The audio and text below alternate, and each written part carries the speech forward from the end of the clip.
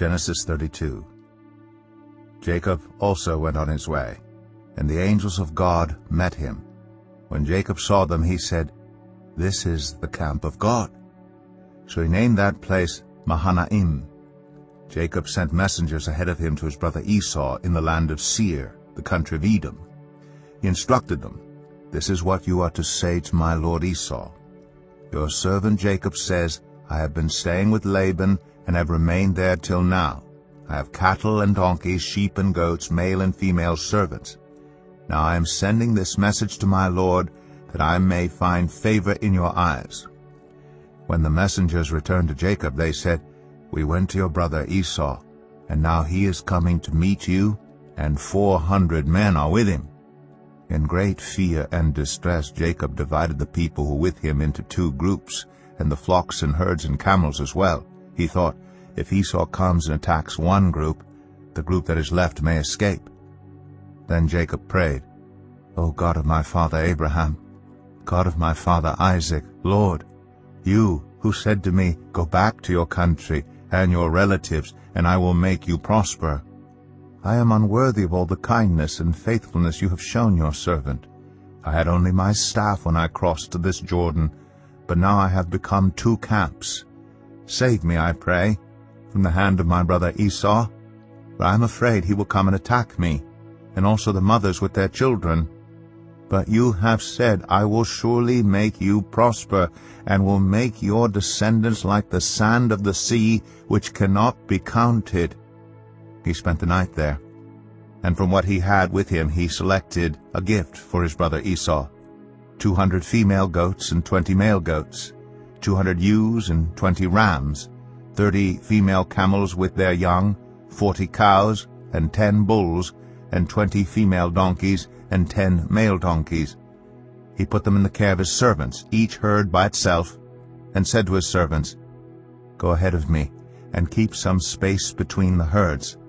He instructed the one in the lead, "When my brother Esau meets you and asks, 'Who do you belong to, and where are you going, and who owns all these animals in front of you?' then you are to say, 'They belong to your servant Jacob. They are a gift sent to my lord Esau, and he is coming behind us.'" He also instructed the second, the third, and all the others who followed the herds, "You are to say the same thing to Esau when you meet him, and be sure to say, 'Your servant Jacob is coming behind us.' For he thought, 'I will pacify him with these gifts I am sending on ahead. Later, when I see him, perhaps he will receive me.' So Jacob's gifts went on ahead of him, but he himself spent the night in the camp. That night Jacob got up and took his 2 wives, his 2 female servants, and his 11 sons, and crossed the ford of the Jabbok. After he had sent them across the stream, he sent over all his possessions. So Jacob was left alone, and a man wrestled with him till daybreak. When the man saw that he could not overpower him, he touched the socket of Jacob's hip, so that his hip was wrenched as he wrestled with the man. Then the man said, "Let me go, for it is daybreak." But Jacob replied, "I will not let you go, unless you bless me." The man asked him, "What is your name?" "Jacob," he answered. Then the man said, "Your name will no longer be Jacob, but Israel, because you have struggled with God and with humans and have overcome." Jacob said, "Please tell me your name." But he replied, "Why do you ask my name?" Then he blessed him there. So Jacob called the place Peniel, saying, "It is because I saw God face to face, and yet my life was spared." The sun rose above him as he passed Peniel, and he was limping because of his hip. Therefore to this day the Israelites do not eat the tendon attached to the socket of the hip, because the socket of Jacob's hip was touched near the tendon. Genesis 33. Jacob looked up, and there was Esau coming with his 400 men. So he divided the children among Leah, Rachel, and the 2 female servants. He put the female servants and their children in front, Leah and her children next, and Rachel and Joseph in the rear. He himself went on ahead and bowed down to the ground 7 times as he approached his brother. But Esau ran to meet Jacob and embraced him. He threw his arms around his neck and kissed him, and they wept. Then Esau looked up and saw the women and children. "Who are these with you?" he asked. Jacob answered, "They are the children God has graciously given your servant." Then the female servants and their children approached and bowed down. Next, Leah and her children came and bowed down. Last of all came Joseph and Rachel, and they too bowed down. Esau asked, "What's the meaning of all these flocks and herds I met?" "To find favor in your eyes, my lord," he said. But Esau said, "I already have plenty, my brother. Keep what you have for yourself." "No, please," said Jacob. "If I have found favor in your eyes, accept this gift from me. For to see your face is like seeing the face of God. Now that you have received me favorably, please accept the present that was brought to you. For God has been gracious to me, and I have all I need." And because Jacob insisted, Esau accepted it. Then Esau said, "Let us be on our way. I'll accompany you." But Jacob said to him, "My lord knows that the children are tender, and that I must care for the ewes and cows that are nursing their young. If they are driven hard just one day, all the animals will die. So let my lord go on ahead of his servant, while I move along slowly at the pace of the flocks and herds before me and the pace of the children, until I come to my lord in Seir." Esau said, "Then let me leave some of my men with you." "But why do that?" Jacob asked. "Just let me find favor in the eyes of my lord." So that day Esau started on his way back to Seir. Jacob, however, went to Succoth, where he built a place for himself and made shelters for his livestock. That is why the place is called Succoth. After Jacob came from Padan Aram, he arrived safely at the city of Shechem in Canaan, and camped within sight of the city. For 100 pieces of silver he bought from the sons of Hamor, the father of Shechem, the plot of ground where he pitched his tent. There he set up an altar and called it El Elohe Israel. Psalm 36. For the director of music, of David, the servant of the Lord. I have a message from God in my heart concerning the sinfulness of the wicked. There is no fear of God before their eyes. In their own eyes they flatter themselves too much to detect or hate their sin. The words of their mouths are wicked and deceitful.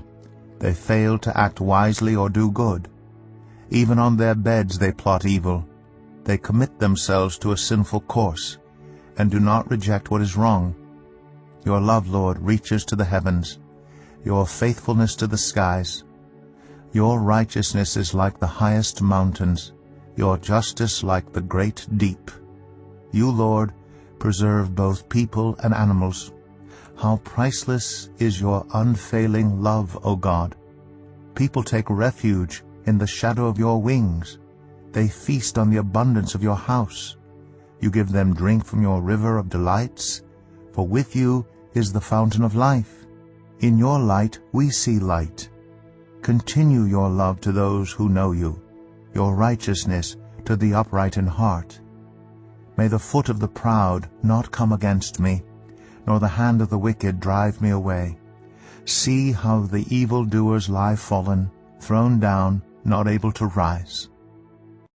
Matthew 21.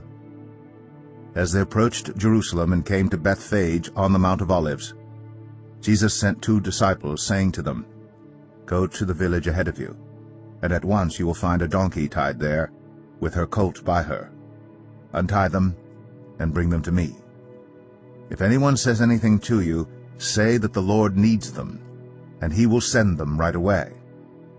This took place to fulfill what was spoken through the prophet.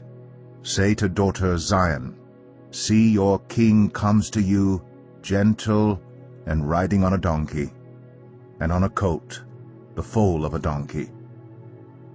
The disciples went and did as Jesus had instructed them.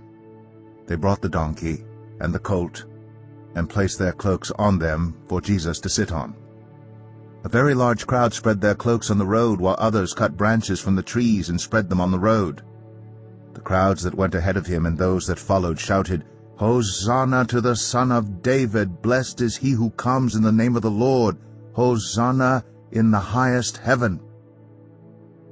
When Jesus entered Jerusalem, the whole city was stirred and asked, "Who is this?" The crowds answered, "This is Jesus, the prophet from Nazareth in Galilee." Jesus entered the temple courts and drove out all who were buying and selling there. He overturned the tables of the money changers and the benches of those selling doves. "It is written," he said to them, "My house will be called a house of prayer, but you are making it a den of robbers." The blind and the lame came to him at the temple, and he healed them. But when the chief priests and the teachers of the law saw the wonderful things he did, and the children shouting in the temple courts, "Hosanna to the Son of David," they were indignant. "Do you hear what these children are saying?" they asked him. "Yes," replied Jesus. "Have you never read, 'From the lips of children and infants you, Lord, have called forth your praise'?" And he left them and went out of the city to Bethany, where he spent the night. Early in the morning, as Jesus was on his way back to the city, he was hungry. Seeing a fig tree by the road, he went up to it, but found nothing on it except leaves. Then he said to it, "May you never bear fruit again." Immediately the tree withered. When the disciples saw this, they were amazed. "How did the fig tree wither so quickly?" they asked. Jesus replied, "Truly I tell you, if you have faith and do not doubt, not only can you do what was done to the fig tree, but also you can say to this mountain, 'Go, throw yourself into the sea,' and it will be done. If you believe, you will receive whatever you ask for in prayer." Jesus entered the temple courts, and while he was teaching, the chief priests and the elders of the people came to him. "By what authority are you doing these things?" they asked. "And who gave you this authority?" Jesus replied, "I will also ask you one question. If you answer me, I will tell you by what authority I am doing these things. John's baptism, where did it come from? Was it from heaven or of human origin?" They discussed it among themselves and said, "If we say from heaven," he will ask, "then why didn't you believe him? But if we say of human origin, we are afraid of the people, for they all hold that John was a prophet." So they answered Jesus, "We don't know." Then he said, "Neither will I tell you by what authority I am doing these things." What do you think? There was a man who had 2 sons. He went to the first and said, "Son, go and work today in the vineyard." "I will not," he answered. But later he changed his mind and went. Then the father went to the other son and said the same thing. He answered, "I will, sir." But he did not go. Which of the 2 did what his father wanted? "The first," they answered. Jesus said to them, "Truly I tell you, the tax collectors and the prostitutes are entering the kingdom of God ahead of you. For John came to you to show you the way of righteousness, and you did not believe him. But the tax collectors and the prostitutes did. And even after you saw this, you did not repent and believe him." Listen to another parable. There was a landowner who planted a vineyard. He put a wall around it, dug a winepress in it, and built a watchtower. Then he rented the vineyard to some farmers and moved to another place. When the harvest time approached, he sent his servants to the tenants to collect his fruit. The tenants seized his servants. They beat one, killed another, and stoned a third. Then he sent other servants to them, more than the first time, and the tenants treated them the same way. Last of all, he sent his son to them. "They will respect my son," he said. But when the tenants saw the son, they said to each other, "This is the heir. Come, let's kill him and take his inheritance." So they took him and threw him out of the vineyard and killed him. Therefore, when the owner of the vineyard comes, what will he do to those tenants? "He will bring those wretches to a wretched end," they replied, "and he will rent the vineyard to other tenants, who will give him his share of the crop at harvest time." Jesus said to them, "Have you never read in the Scriptures, 'The stone the builders rejected has become the cornerstone. The Lord has done this, and it is marvelous in our eyes.' Therefore I tell you that the kingdom of God will be taken away from you and given to a people who will produce its fruit. Anyone who falls on this stone will be broken to pieces. Anyone on whom it falls will be crushed." When the chief priests and the Pharisees heard Jesus' parables, they knew he was talking about them. They looked for a way to arrest him, but they were afraid of the crowd, because the people held that he was a prophet.